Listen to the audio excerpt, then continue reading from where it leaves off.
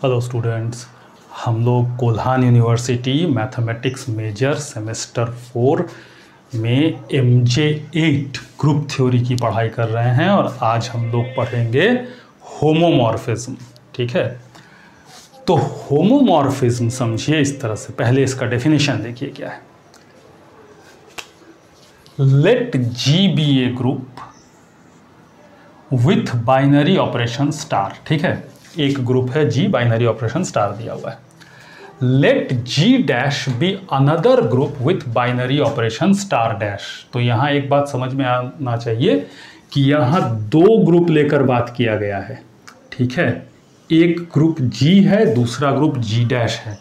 पहले वाले का ग्रुप ऑपरेशन स्टार से दिखा रहे हैं, दूसरे वाले का ग्रुप ऑपरेशन स्टार डैश से दिखा रहे हैं। दोनों क्या ऑपरेशन है वी डोंट नो, दिया रहेगा या हम लोग मानेंगे। Let F is such that G maps G dash, मतलब एक फंक्शन भी डिफाइंड है। तो होमोमॉर्फिज्म होने के लिए कोई भी चीज होमोमॉर्फिज्म है, एक फंक्शन, क्या क्या होना चाहिए? दो ग्रुप, उसका दो ऑपरेशन और एक फंक्शन, ये होना चाहिए। ठीक है, तो be a mapping such that f of a star b is equal to fa star dash fb where a b belongs to G, then the mapping f is said to be a homomorphism। तो homomorphism कौन है? वो mapping f ठो है homomorphism. और इस स्थिति में हम लोग क्या कहेंगे? G और G डैश एक दूसरे के होमोमॉर्फिक है। तो याद रखिएगा, होमोमॉर्फिज्म कौन? f। होमोमॉर्फिज्म F है, होमोमॉर्फिक कौन? दोनों ग्रुप आपस में होमोमॉर्फिक है। ठीक है, अब देखिए कैसे दिखाते हैं। कहने का मतलब है कि जैसे मान लो ये आपका G है और ये है G डैश, दोनों का सेट तो होगा कुछ ना कुछ। अब मान लो कि ये G का सेट है और ये G डैश का सेट है।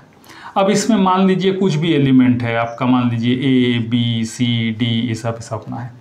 तो चूंकि G से G डैश में एक फंक्शन f डिफाइन किया गया है, तो इसका मतलब ये वाला सेट डोमेन सेट हुआ फंक्शन का और वो वाला कोडोमेन सेट हुआ। तो A के लिए कोई एलिमेंट यहाँ मिलेगा fa, B के लिए fb मिलेगा, C के लिए fc मिलेगा, ऐसे ऐसे मिलेगा क्योंकि फंक्शन ऐसे डिफाइंड है। अब बोल रहा है कि अगर आप इन दोनों को ग्रुप ऑपरेट करें, क्योंकि इस ग्रुप का ग्रुप ऑपरेशन है स्टार, आप A स्टार B अपना कर लीजिए।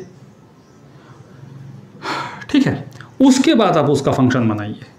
तो इसका जो फंक्शन होगा वो होगा ये FA स्टार डैश FB।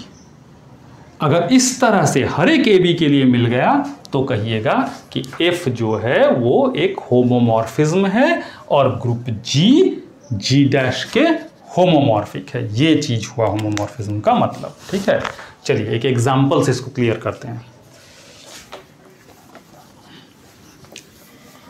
पहले लिखा रहने से ना क्या होता है, लिखने में टाइम नहीं जाता है और जल्दी जल्दी हो जाता है काम।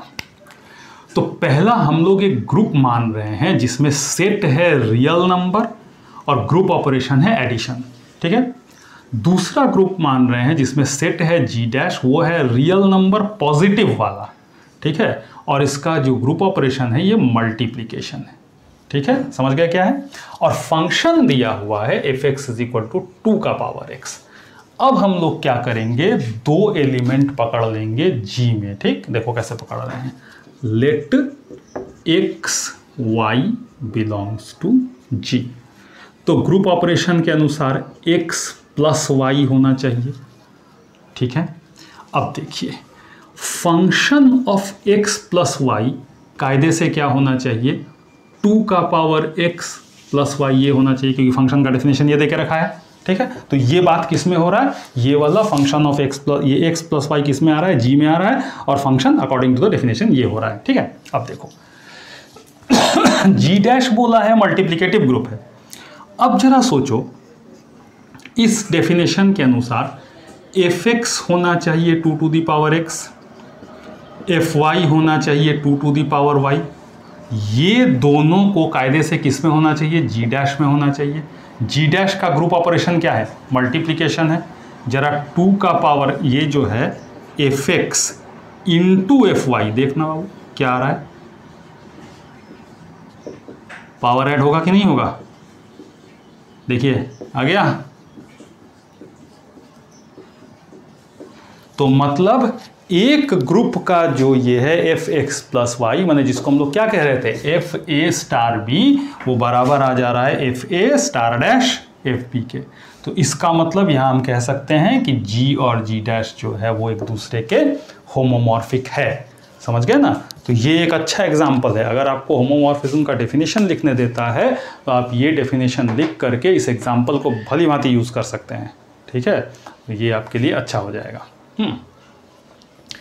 कभी भी किसी भी फंक्शन को दो ग्रुप के बीच होमोमॉर्फिक दिखाने के लिए आपको ये दिखाना पड़ेगा कि ये जो है ऑपरेशन को प्रिजर्व कर रहा है। ये वाला जो होता है ना, जो इसमें हम लोग क्या दिखा रहे हैं कि F X into F Y is equal to F X plus Y, ऐसा जो चीज़ दिखा है, मतलब ये वाला, इसको कहेंगे ऑपरेशन प्रिजर्विंग। ठीक है, अब देखो क्या होता है कि होमोमॉर्फिज्म तो एक बेसिक डेफिनेशन है। अब जो दोनों सेट आपका दिया हुआ है जी और जी डैश, हो सकता है कि उनके बीच जो फंक्शन वाला रिलेशन हो वो 1 on 2। Mapping is a function. अब फंक्शन तो अलग हो ही सकता है ना, कोई 1 फंक्शन होता है, कोई इनटू फंक्शन होता है, ऑन टू फंक्शन होता है, ऐसे होता है। तो अगर वो f 1 और ऑन टू दोनों है, तब आप कहिएगा कि ये f जो है वो आइसोमॉर्फिज्म है। ठीक है, तो होमोमॉर्फिज्म एक हुआ और उसी का एक स्पेशल केस हो गया आइसोमॉर्फिज्म। तो आइसोमॉर्फिज्म में क्या हो रहा है कि वो जो आपका फंक्शन है वो 1 on 2 भी हो रहा है। ठीक, अब अगली बात देखिए, एंडोमॉर्फिज्म। एंडोमॉर्फिज्म क्या है, वो होमोमॉर्फिज्म ही है, लेकिन इसमें जी का खुद में होमोमॉर्फिज्म है। अर्थात ये वाला जो चीज़ है एंडोमॉर्फिज्म, इसमें जी और जी डैश नहीं है, ये जी डैश खुद जी ही है। ठीक है, ऑटोमॉर्फिज्म क्या है, ये आइसोमॉर्फिज्म है जी का अपने आप में, मतलब कि यहाँ भी जी डैश जी ही है। तो ये सब नाम है। ठीक है, ये नाम सब आपको याद रखना होगा। होमोमॉर्फिज्म का डेफिनेशन, एग्जाम्पल, ये सब देखे। अब हम लोग थोड़ा प्रॉपर्टीज़ वगैरह देखेंगे और एक थ्योरम देखेंगे। अब हम लोग एक थ्योरम करेंगे जो कहता है the composition of two homomorphism is a homomorphism. तो कॉम्पोजिशन समझते हो, फंक्शन ऑफ फंक्शन। अब एक बात पहले ध्यान रखना, ये जो होमोमॉर्फिज्म वगैरह हम लोग लिख रहे हैं ना यहाँ, तो हम लोग एक बात किए थे ग्रुप थ्योरी पढ़ते समय शुरुआत में ही कि स्टार डैश, ये सब जो चीज़ है ये हम लोग नहीं लिखेंगे, क्योंकि वो लिखने में बड़ा ये होता है, लिखते लिखते ना मेन बात है पेज गंदा होता है। तो ये अंडरस्टूड है कि अगर ए बी करके ऐसा किया गया है ग्रुप ऑपरेशन, तो बीच में वो ग्रुप ऑपरेशन है, इट इज़ अंडरस्टूड। ठीक है, तो यहाँ भी जब हम लोग होमोमॉर्फिज्म लिख रहे हैं, जैसे मान लो अभी क्या हम लोग बात किए थे कि A star B is equal to F A star dash F B होना चाहिए होमोमॉर्फिज्म के लिए। ठीक है, तो तुम देखोगे पुस्तकों में कि ये ऐसे ही लिखा रहेगा, F A B is equal to F A F B, बहुत ज़्यादा एक डॉट दिया जा सकता है बीच में। तो ये जो ओमिशन ऑफ साइन है, इसका मतलब आपको समझ लेना है कि इस स्थिति में ग्रुप ऑपरेशन जी वाला है, उस स्थिति में ग्रुप ऑपरेशन जी डैश वाला है, ये समझ लेना है। ठीक है, इसको बार बार लिखने का ज़रूरत नहीं है। तो अब देखिए यहाँ क्या बोल रहा है, composition of two homomorphism is a homomorphism. तो हमारे पास चूंकि होमोमॉर्फिज्म का कॉम्पोजिशन है तो सेट होना चाहिए। पहला होमोमॉर्फिज्म हम लोग मानेंगे एफ, जो कि जी से जी डैश में है, मतलब हमारा सेट एक सेट जी है, एक सेट है इसका जी डैश, यहां से यहां ये हो गया होमोमॉर्फिज्म 1, ठीक है। अर्थात देखो, अगर यहाँ पर ए और बी बोल के दो एलिमेंट है तो उसका कॉरेस्पॉन्डिंग एलिमेंट यहाँ होना चाहिए एफ ए और एफ बी, ठीक है। अब दूसरा होमोमॉर्फिज्म है जो जी है, कहाँ से कहाँ तक, जी डैश से जी डबल डैश तक। तो ये वाला इस जगह पर, तो ये वाला जो होगा, चूंकि देखो अब इस जी डैश का एलिमेंट सब वास्तव में कैसा है, एफ ए एफ बी इस तरह का एलिमेंट है, और इसमें ऑपरेशन जी जब लगाइएगा तब वो बन जाएगा उसका एलिमेंट, मतलब ये हो जाएगा जी ऑफ एफ ए, ठीक है। ये बन जाएगा जी ऑफ एफ बी, ऐसे करके बन जाएगा। नहीं तो ये वाला यहाँ से यहाँ तक जो कहलाया, ये कहलाया जी ओ एफ, है कि नहीं, यही होता है। तो अपने को दिखाना है कि जी ओ एफ खुद भी है एक होमोमॉर्फिज्म। तो इसके लिए हम लोग को क्या दिखाना चाहिए कि अगर ए और बी का ऑपरेशन करके उसमें ये लगाए जी ओ एफ, तो इनका ऑपरेशन आ जाना चाहिए। तो चलिए देखते हैं। तो इसके लिए हम लोग क्या लिख रहे हैं पहले कि let A B belongs to G, तो जाहिर है एफ ए और एफ बी जी डैश में है और ये वाला जी डबल डैश में है। तो हम लोग को क्या दिखाना है, G O F is operation preserving. तो पहले जी ओ एफ लेके काम करते हैं। G O F of A B क्या हो गया, चूंकि हम लोग जानते हैं जी ओ एफ एक्स का वास्तविक मतलब क्या है, जी ऑफ एफ एक्स ये है, तो इसके अनुसार यहां लिख सकते हैं जी ऑफ एफ, ये वाला लिख दिए, ठीक है। अब देखो एफ ए बी है यहां पर, यह देखो होमोमॉर्फिज्म, तो F A B is equal to F A into F B होना चाहिए, हो गया, कारण दे दिए, सिंस एफ इज होमोमॉर्फिज्म, कहानी खत्म। अब आगे ऑपरेशन जी है और ये दोनों किसका एलिमेंट है, इसका एलिमेंट है। अब क्योंकि यहां से यहां होमोमॉर्फिज्म है तो इसलिए इन दोनों का जो ऑपरेशन होकर के जी लगेगा वो इतना इंटू इतना होना चाहिए, सो हो गया, ठीक है। अब ये वाला जीओएफ है, जीओएफ है, तो आप देखिए ऑपरेशन प्रिजर्व हो गया, होमोमॉर्फिज्म प्रूव्ड, ठीक है। बढ़िया थ्योरम है, याद रखिएगा। ये देखिए, अब जो थ्योरम है ये कह रहा है कि if such that G maps G dash be a homomorphism of groups, if E and E dash be the identities in G and G dash respectively, then FE is equal to E dash, पहला। और दूसरा, अगर FA बराबर FA dash है तो A का inverse का जो फंक्शन करोगे FA इन्वर्स, वो A डैश के इन्वर्स के इक्वल आएगा, ठीक है। तो इन दोनों को अभी हम लोग प्रूव करने वाले हैं। तो चलिए पहला प्रूफ करते हैं, ई और ई डैश देखते हैं। तो कह क्या रहा है कि गिवन, देखो यहाँ क्या है, बोल रहा है कि ई और ई डैश आइडेंटिटी हो तो F E is equal to E dash होगा। हम लोग यहाँ कुछ अलग मानेंगे, हम लोग ये तो मान लेंगे कि ई आइडेंटिटी है, लेकिन इसको नहीं मानेंगे। हम लोग मानेंगे ऑन द अदर हैंड कि ये है हमारे पास F E is equal to E dash, और तब दिखाएंगे कि वही ई डैश आइडेंटिटी है।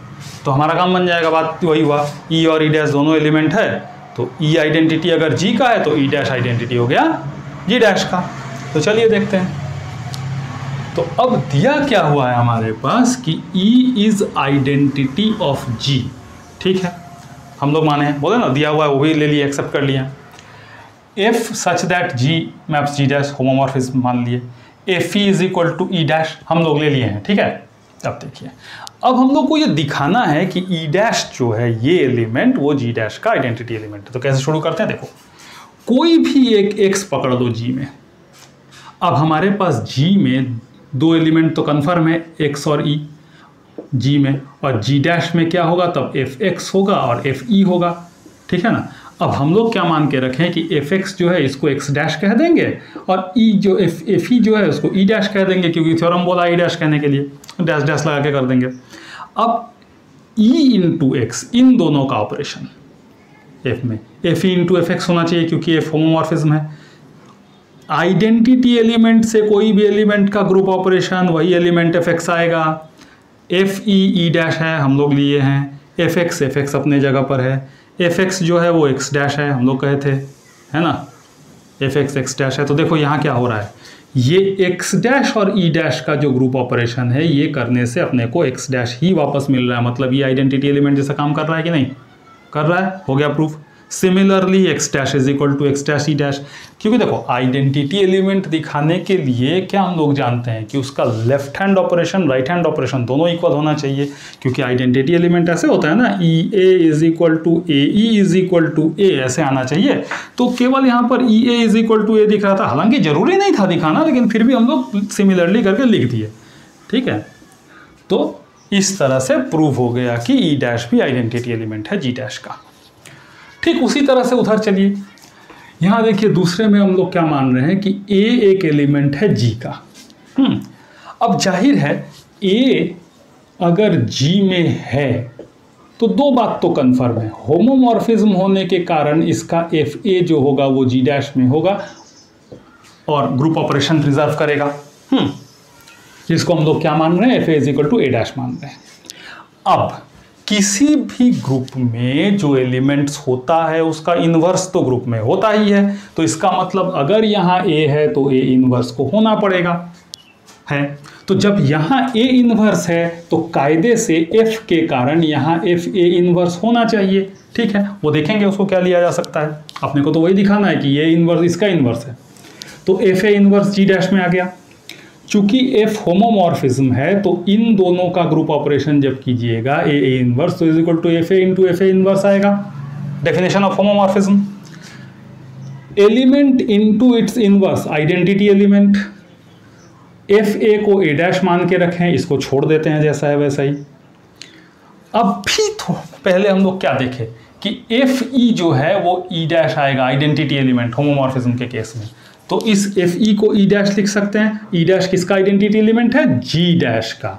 और देखो जी डैश में इन दोनों का ग्रुप ऑपरेशन मतलब एफ डैश के साथ जब इसका ग्रुप ऑपरेशन कर रहे हैं तो अपने को उसका आइडेंटिटी मिल रहा है। तो ये किसको डिफाइन कर रहा है कि ये दोनों एलिमेंट एक दूसरे का इनवर्स है ना। इसका मतलब ये इसका इनवर्स वो उसका इनवर्स है, यहाँ पे लिखा हुआ है F A inverse is a dash inverse, ठीक है। तो चलिए ये भी खत्म हुआ, अगला थ्योरम देखते हैं।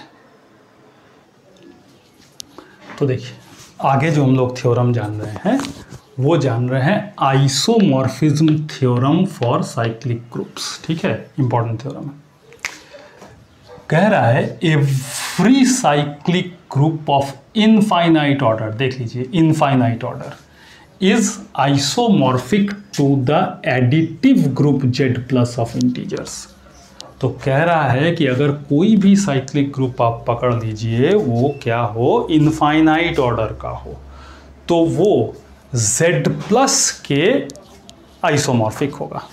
तो यहाँ देखो इनफाइनाइट ऑर्डर का साइक्लिक ग्रुप लेना तुम्हारे हाथ में है और Z प्लस को तुम कुछ कर ही नहीं सकते, सिक्योरिटी का बात नहीं कर रहे हैं, Z प्लस ग्रुप, ठीक है। तो ये जो Z प्लस है वो तो इंटीजर वाला ग्रुप है, वो तो वही रहेगा जो होता है।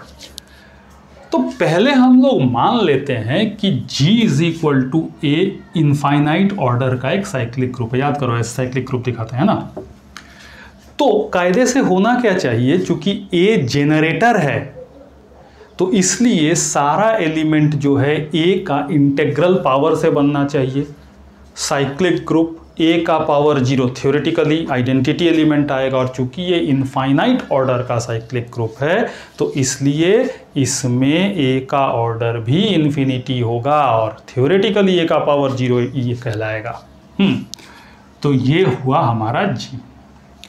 अब हम पहले ये दिखा देंगे कि इसमें से कोई भी दो एलिमेंट जो है अलग अलग इंटीग्रल पावर का वो एक नहीं हो सकता, ठीक है।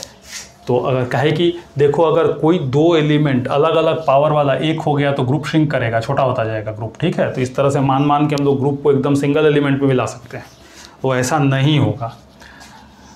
तो यही दिखा रहे हैं। तो ऑन कॉन्ट्रारी विपरीत मानिए कि AM और AN बराबर है जबकि M और N बराबर नहीं है, ठीक है। हम लोग मान रहे हैं कि चलो दो मान लिया इक्वल है, देखते हैं क्या होता है।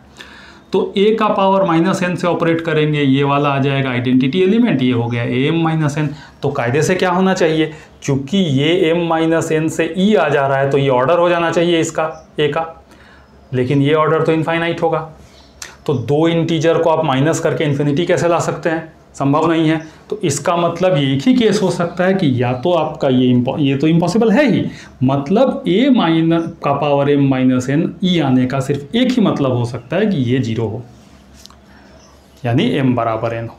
तो m not equal to m करके ये लाना संभव नहीं है, m is equal to n होने पर ही ये होगा। अर्थात अगर m n के बराबर नहीं है तो am भी n के इक्वल नहीं होगा।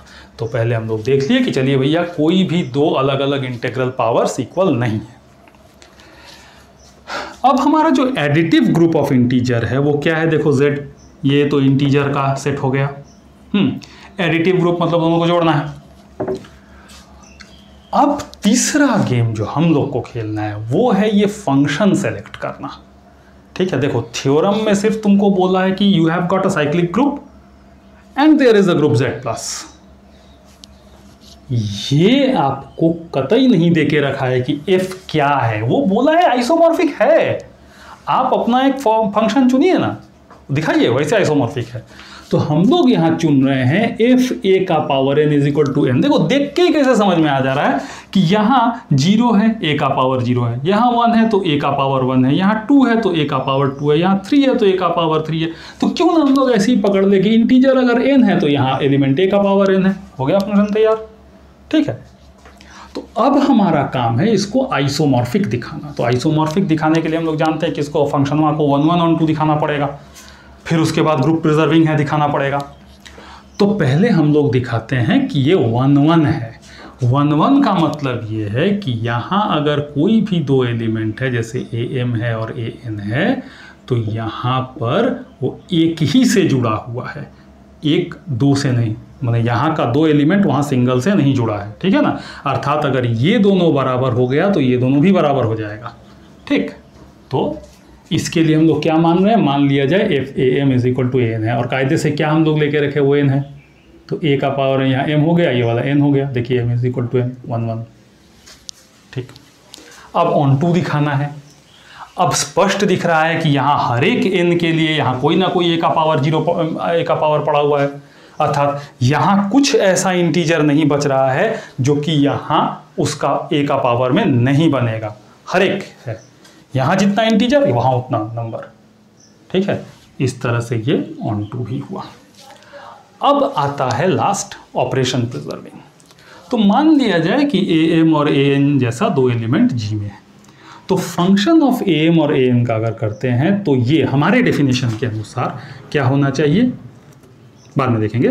पहले तो देखो ये दोनों है, ग्रुप ऑपरेशन हुआ है, तो ग्रुप ऑपरेशन में हम लोग जानते हैं पावर ऐड हो जाता है, होता ही है। ये वाला ग्रुप का खेल है। ठीक है, अब a का कोई भी पावर हमारे डेफिनेशन के अनुसार n है, तो m प्लस n ये वाला हो जाएगा, है कि नहीं। यही चीज़ ये हो गया, ये चीज़ ये हो गया। तो देखिए जहाँ ये ऑपरेशन ये था, यहाँ आ गया ना प्लस। ठीक है, तो इस तरह से f प्रिजर्व कर रहा ऑपरेशन को, तो ये हुआ f आइसोमॉर्फिज्म हुआ। तो देखिए इस तरह से हम लोग ग्रुप थ्योरी का बहुत सारा टॉपिक किए, जहाँ तक हो सके किए, इंपॉर्टेंट टॉपिक सब। उतना बड़ा सिलेबस तो कंप्लीट करना संभव नहीं होगा इसमें, है ना, बहुत चीज़ है। तो व्हाटएवर देख लीजिए, इसको देखिए सब। आगे अगर MJ6 और 7 का वीडियो बना सके तो बना देंगे। ठीक है, और अगर आप लोग को वीडियोस अच्छा लग रहा हो तो शेयर वेयर कीजिए, लाइक कीजिए। और अगर आप लोग घाटशिला और उसके अगल बगल के क्षेत्र में रहते हैं और अगर चाहते हैं कि लगता है कि हाँ ठीक है मेरे यहाँ ट्यूशन ले सकते हैं, तो आइएगा SEM 5 में, स्वागत है आपका। ठीक है, ओके, बाय बाय।